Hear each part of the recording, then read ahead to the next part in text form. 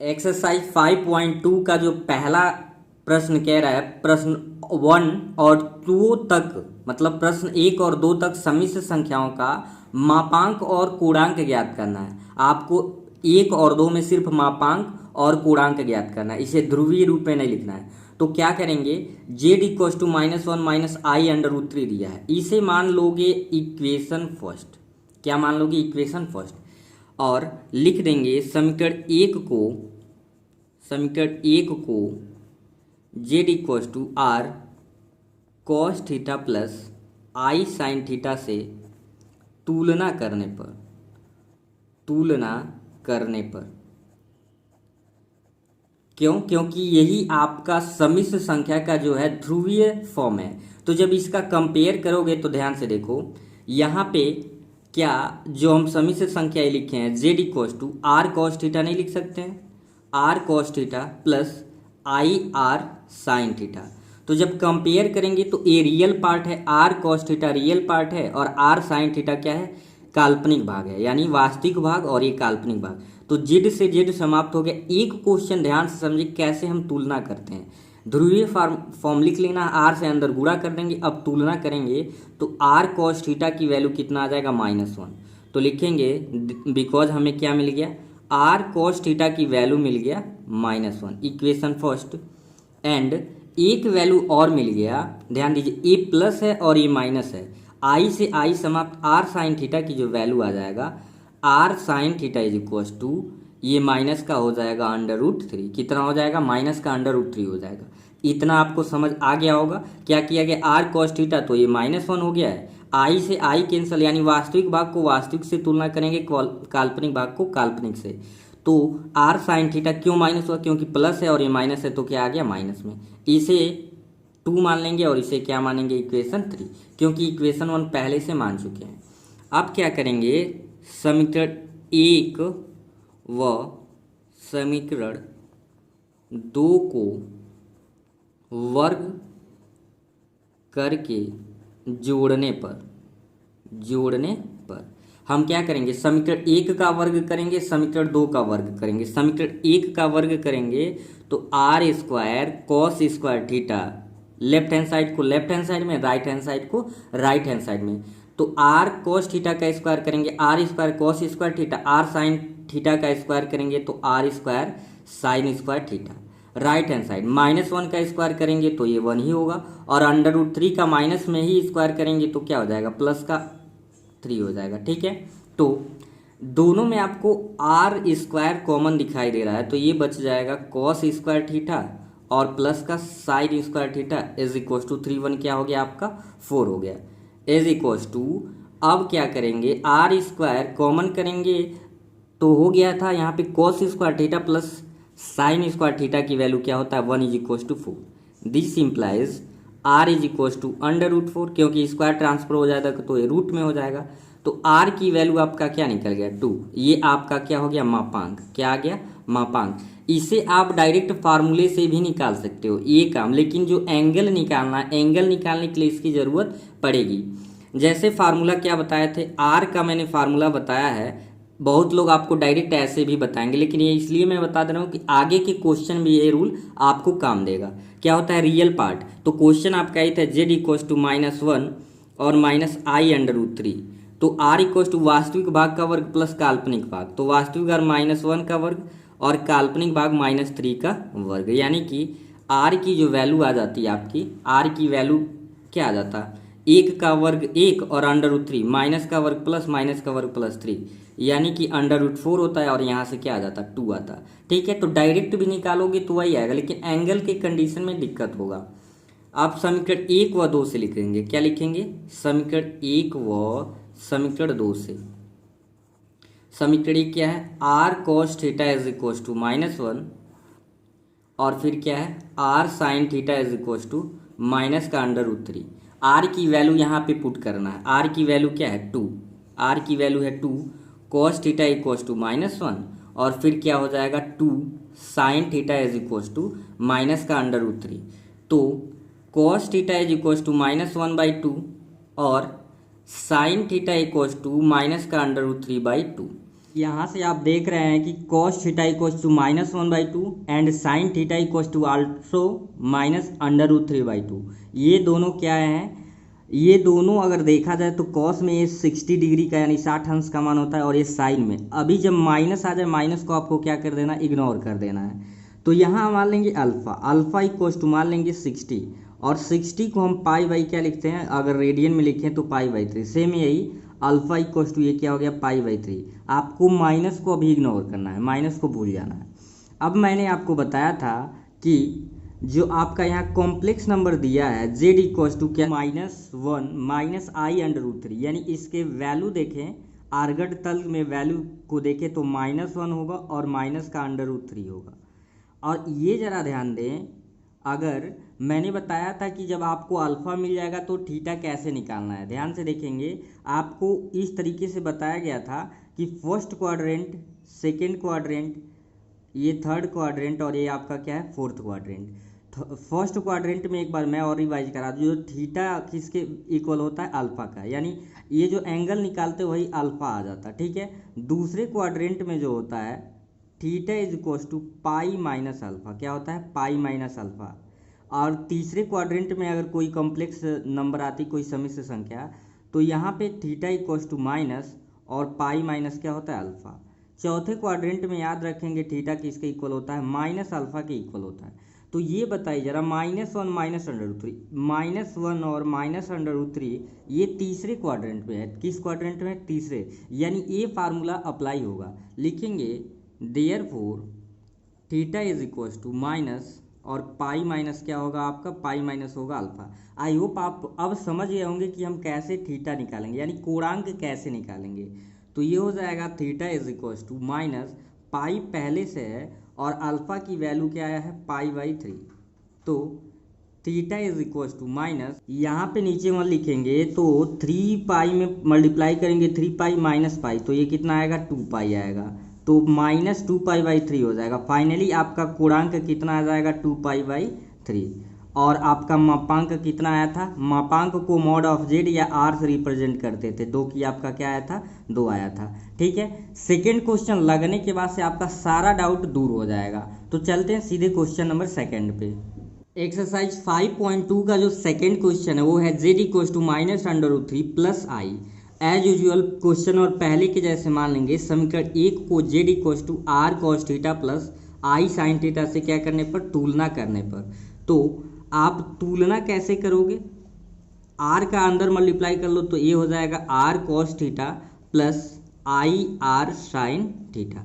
तो वास्तविक भाग को वास्तविक वाले से और काल्पनिक भाग को काल्पनिक से क्या करते हैं, तुलना करते हैं। आई वाला काल्पनिक भाग होता है और जो जिसमें आई नहीं होता है वो वास्तविक भाग होता है। तो यहाँ पे आर कॉस थीटा, जेड से जेड समाप्त हो गया, आर कॉस थीटा की वैल्यू आ गया माइनस का √3, मानेंगे इक्वेशन 2। एंड दूसरा क्या आ जाएगा, आर साइन थीटा की वैल्यू आ जाएगा 1, तो r sine theta is equal to हो गया 1, इसे मान लोगे इक्वेशन 3। अब क्या करते हैं, समीकरण 2 और समीकरण 3 का वर्ग करके जोड़ते हैं। तो लिखेंगे समीकरण 3, समीकरण 2 व समीकरण 3 का वर्ग करके जोड़ने पर क्या करते हैं, वर्ग करके जोड़ते हैं। तो लिख देंगे जोड़ने पर, ये आपको लिखना पड़ेगा। तो समीकरण 1 का वर्ग करेंगे और कॉस थीटा का, जब आर कॉस थीटा का वर्ग करेंगे तो r square cos square theta, पहले क्वेश्चन के जैसे लेफ्ट हैंड साइड को इक्वेशन में लेफ्ट हैंड ऐड करते हैं, राइट हैंड साइड को राइट हैंड में। तो आर कॉस थीटा फिर हो जाएगा आर स्क्वायर, और ये r square cos square theta, r sine theta का स्क्वायर करेंगे r square sine square theta is equal to right hand side √3 का स्क्वायर करेंगे तो 3 बचेगा, और 1 का स्क्वायर करेंगे तो 1 ही होगा। अब क्या करना है, आर स्क्वायर कॉमन करेंगे तो बचेगा कॉस स्क्वायर थीटा, और प्लस का क्या बचेगा, sine square theta is equal to 314। और आप जानते हैं sine square theta plus cos square theta या cos square theta plus sine square theta की वैल्यू क्या होता है, 1 is equal to 4। This implies r is equal to √, क्या होगा 4, जब स्क्वायर उधर जाएगा तो √4 में हो जाएगा। तो आर की वैल्यू कितना आ गया, आर की वैल्यू आ गया 2, यानी therefore mod of z is equal to कितना हो गया, 2। ये आपका हो गया मापांक। तो मापांक तो निकल गया, अब निकालना क्या है, हमें कोणांक निकालना है। तो अब लिखना क्या रहता है, समीकरण 1 व 2 से, समीकरण समीकरण 2 व समीकरण 3 से, समीकरण 2 व समीकरण 3 से। तो समीकरण 2 की बात करें तो ये है r cos theta is equal to minus का √3।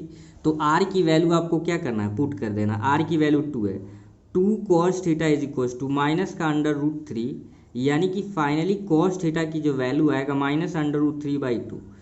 फिर ये समीकरण 2 था। समीकरण 3 क्या है, r sin theta is equal to 1। तो r की वैल्यू है 2 sin थीटा इक्वल टू आपका क्या हो जाएगा 1।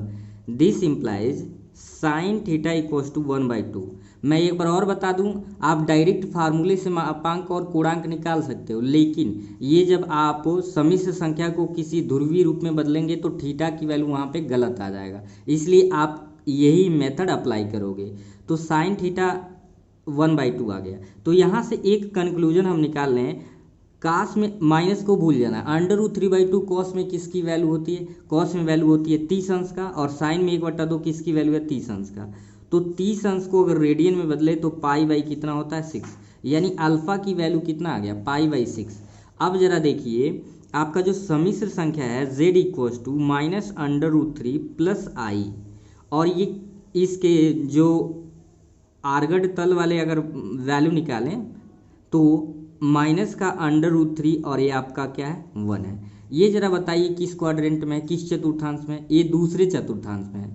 तो देयरफॉर अभी मैंने चतुर्थांश बना के बताया था, दूसरे में हो तो थीटा की वैल्यू क्या होता है पाई माइनस अल्फा। यही आपको याद रखना है, कोणांक में मैक्सिमम बच्चे गलती यही करते हैं। तो थीटा इज इक्वल टू पाई, अगर पाई के तो रहने देंगे माइनस, अल्फा की वैल्यू क्या है पाई/6 है। तो 6 1 जा 6, 6 में से पाई को सब्ट्रैक्ट करेंगे, थीटा की वैल्यू कितना आ जाएगा 5 पाई/6। यही आपका क्या निकल गया, यही कोणांक है। क्या है, कोणांक है। तो देखिए बहुत सिंपल सा क्वेश्चन है, आपको ऐसे ही कोई भी क्वेश्चन क्या कर लेना है, मापांक या कोणांक ज्ञात कर लेना। अब ध्रुवीय रूप में बदलने के लिए यही वैल्यू आपको क्या करना होता है, जो आप समिश्र संख्या माने हो ये समिश्र संख्या इसी में रख देना होता है, आपका ध्रुवीय फॉर्म भी बदल जाएगा। तो चलिए क्वेश्चन नंबर 3 में देखते हैं कि कैसे ध्रुवीय फॉर्म में बदलेंगे। सारा प्रोसेस सेम होगा। अब आगे आपका क्वेश्चन कह रहा है कि प्रश्न संख्या 3 से 8 तक समिश्र संख्याओं में प्रत्येक को ध्रुवीय रूप में रूपांतरित कीजिए। तो तीसरा देखते हैं, तीसरा दिया था 1 - i। तो मान लीजिए चूंकि समिश्र संख्या की बात है तो z इक्वल टू 1 - i, ये समीकरण 1 मान लिया गया है। और क्या माना गया है, माना समिश्र संख्या z इक्वल टू 1 - i का ध्रुवीय रूप z equal to r cos थीटा प्लस i sin थीटा है। किसी भी समिश्र संख्या का ध्रुवीय रूप यही होता है, ये मान लिया गया है। तो समीकरण 1 से जब आप कंपेयर करेंगे तो अब तो कंपेयर करने आ गया होगा, ये r cos थीटा plus i r sin theta. तो r cos थीटा की वैल्यू अगर समीकरण 1 से तुलना करें तो क्या आ जाएगा, वो ये आ जाएगा r cos theta is equal to 1, and ये चाहो तो इक्वेशन क्या मान लो 2, एंड फिर r का साइन थीटा मल्टीप्लाई करके इससे कंपेयर करेंगे तो r साइन थीटा की जो वैल्यू आ जाएगा ये कितना आ जाएगा -1। आपको देखो चाहो तो ऐसे भी लिख सकते हो r cos थीटा प्लस r का जब अंदर i साइन थीटा में करेंगे मल्टीप्लाई तो i r साइन थीटा। अब इसी जो आप ध्रुवीय रूप जो होता है इसी का कंपेयर करते हैं दी हुई समिश्र संख्या से। तो वास्तविक बात r cos थीटा की वैल्यू 1 आ गया, क्योंकि प्लस है माइनस है तो minus r sine theta. i का कुछ भी कोफिशिएंट लें लेकिन 1 तो सबका होता है, इसलिए क्या आ गया 1 आ गया। इसे मान लेंगे इक्वेशन 3। एज यूजुअल समीकरण क्या करेंगे, समीकरण 2 व समीकरण 3 का वर्ग करके जोड़ने पर तो आपको पता है वर्ग लेफ्ट हैंड साइड को लेफ्ट हैंड में जोड़ देंगे और राइट हैंड साइड को राइट हैंड साइड में। r cos थीटा का वर्ग करेंगे तो r² cos² थीटा, और फिर r sin थीटा का वर्ग करेंगे तो कितना हो जाएगा r² sin² theta is equal to 1 का वर्ग 1 होगा और -1 का वर्ग भी क्या होगा 1 ही होगा। एज यूजुअल r² कॉमन करेंगे तो ये हो जाएगा cos² थीटा और यहाँ पे क्या हो जाएगा sin² थीटा। आप चाहो कुछ टाइम के लिए अल्फा भी मान सकते हो, लेकिन कंफ्यूज नहीं होना, आप थीटा भी लेके सॉल्व कर सकते हो। 1 1 क्या हो जाएगा 2। आपको पता है r² ये जो वैल्यू है ये 1 का होता है is equal to 2। This implies ये r जब स्क्वायर को ट्रांसफर करेगा तो √2, यानी r की वैल्यू कितना आ गया √2। अब हमें क्या निकालना है, यही तो आपका समिश्र संख्या था, तो इसमें r चाहिए और क्या चाहिए, थीटा चाहिए, तो थीटा भी हम निकल जाएगा। समीकरण 1, 2 व समीकरण 3 से। समीकरण 2 की बात करें तो ये आपका r cos थीटा = 1 और समीकरण 3 क्या है, r sin थीटा = क्या है आपका -1। तो आपकी यहाँ पे r की वैल्यू रखना है, √2 cos theta = 1। It means cos theta की जो वैल्यू आ गया 1/√2, और फिर यहाँ भी r की वैल्यू रख दीजिए, √2 sin थीटा = -1 और sin थीटा क्या हो जाएगा, -1/√2। तो माइनस जब आए आपको क्या करना है, माइनस को इग्नोर यहाँ पे करना है इस कंडीशन में। सिर्फ ये देखिए cos थीटा 1/√2 -1/√2, यानी दोनों आप जानते हो अल्फ़ा यहाँ पे मान लोगे 45 अंश। तो यहाँ से आपको अल्फ़ा मिल गया, अल्फ़ा क्या मिल गया, अल्फ़ा है 45 डिग्री, और 45 को रेडियन में बदलेंगे 45 × π/180। तो इसे आप 5 से काटोगे, 5 9 45 और 5 3 15, और यहाँ पे क्या बचेगा, 3 बचा 0, 5 6 30। फिर 9 से अगर 3 से काट देते हैं तो 3 3 जा 9 और 3 12, यानी फाइनली बचा 3 5 π/12। फिर 3 से काट दीजिए तो 3 1 जा 3, यानी पाई बचा, 3 4 जा 12, यानी किसकी वैल्यू होती है, π/4 का। मैं एक डिटेल में निकाल के समझा दिया हूँ कि ये किसकी वैल्यू होता है, 45 अंश, और इसको रेडियन बदलेंगे π/4।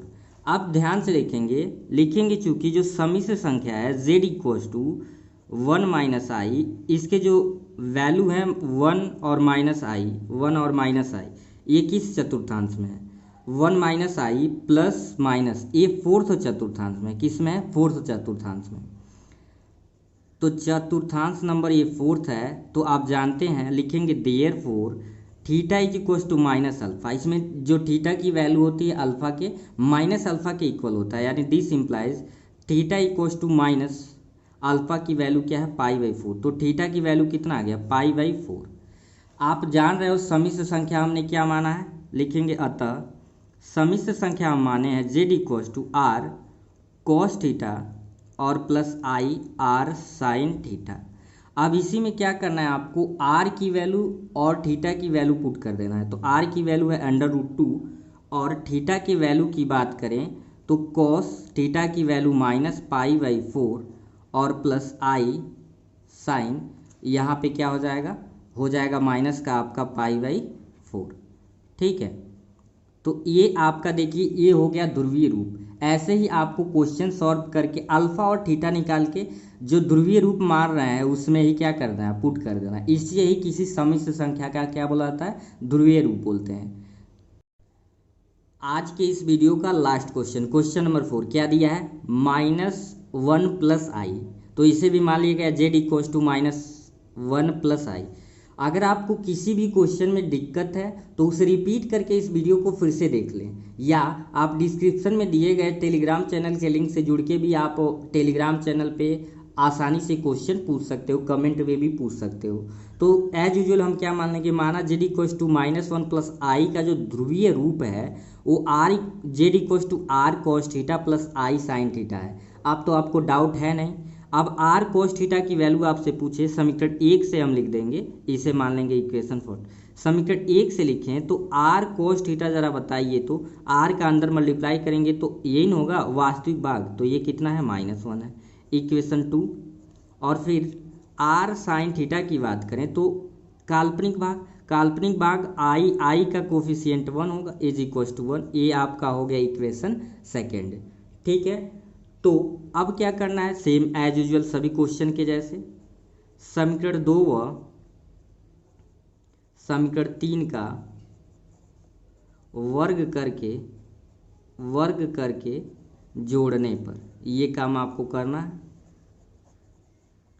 तो r cos थीटा का वर्ग r² cos² theta plus r sin theta का वर्ग r² sin² थीटा = -1 का वर्ग और 1 का वर्ग भी क्या होगा, 1 होगा। तो r² cos² theta plus sin² theta, ये कैसे हुआ है, 1 1 2, दोनों में r² कॉमन कर लिया गया। तो जब कॉमन करेंगे आर स्क्वायर इसकी वैल्यू 1 होती है is equal to 2। It means यहाँ पे आप ध्यान देंगे r is equal to under root क्या आ जाएगा 2 आ जाएगा। कैसे?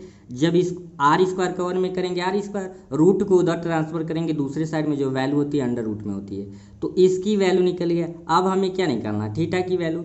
तो लिख देंगे समीकरण 1 2 व 3 से, समीकरण 2 व समीकरण 3 से। तो अगर आप देखिए समीकरण 2 क्या है? समीकरण 2 है r cos theta is equal to -1 और समीकरण 3 क्या है? R sine theta is equal to 1। तो क्वेश्चन नंबर सेकंड के जैसे सेम ये भी है, सॉरी थर्ड के जैसे। तो आर की वैल्यू है under root 2 and cos theta is equal to -1। This implies cos theta is equal to minus का 1 बाई अंडर रूट 2, और यहाँ भी अंडर रूट 2 आर की वैल्यू रख देंगे sine theta is equal to 1। This implies sine theta equal to 1 by under root 2। तो अभी मैं फिर बता दूं, माइनस को इग्नोर करेंगे तो यहाँ पे लेट कर लेंगे, यानी मान लेंगे। लेट मतलब माना होता है। अल्फा की वैल्यू हम मानेंगे, चूंकि आप जान रहे हो कि 1 by under root 2 1 by under root 2 किसका होता है? 45 अंश का। रेडियन में आपको मैंने अभी बदल के दिखाया है, इसका वैल्यू क्या होता है? π/4। 45 का रेडियन में वैल्यू क्या होता है? π/4। अब चूंकि आते हैं कॉम्प्लेक्स नंबर पे, ये दिया है आपका -1 एंड प्लस का i, यानी इसके बिंदु निकालें तो -1 है और 1 है। आप जरा बताइए माइनस और प्लस, माइनस प्लस होता है दूसरे चतुर्थांश में, लिखेंगे चूंकि -1 1 द्वितीय चतुर्थांश में है। किसमें? द्वितीय चतुर्थांश में है। ये लिख देना रहता है चतुर्थांश में है, जिससे कि मान लो ये लिखे रहोगे, बाद में आपको समझ आएगा कि कैसे यहाँ से थीटा की वैल्यू फाइंड हुआ है। तो लिखेंगे देयरफॉर, इसमें आप जानते हो अगर जो सम्मिश्र संख्या सेकेंड क्वाड्रेंट में है तो ये होता है पाई माइनस अल्फा। क्या होता है? Pi minus alpha. तो पाई और माइनस π/4 क्या हो गया? π/4। तो 4 1 जा 4, 4 में से 1 को सब्ट्रैक्ट करेंगे 3। थीटा की वैल्यू कितना आ गया? 3π/4। मापांक और पूर्णांक दोनों आ गया। लिखेंगे नाउ। आप क्या लिखोगे? आप जेड इक्वल टू सम्मिश्र संख्या इन माने थे आर कॉस थीटा और प्लस आई साइन थीटा, बस आपका आंसर आ गया। जेड इक्वल टू आर की वैल्यू है अंडर रूट 2 और थीटा की वैल्यू है 3π/4 प्लस आई साइन 3π/4। ठीक है, ये आपका निकल गया सम्मिश्र संख्या।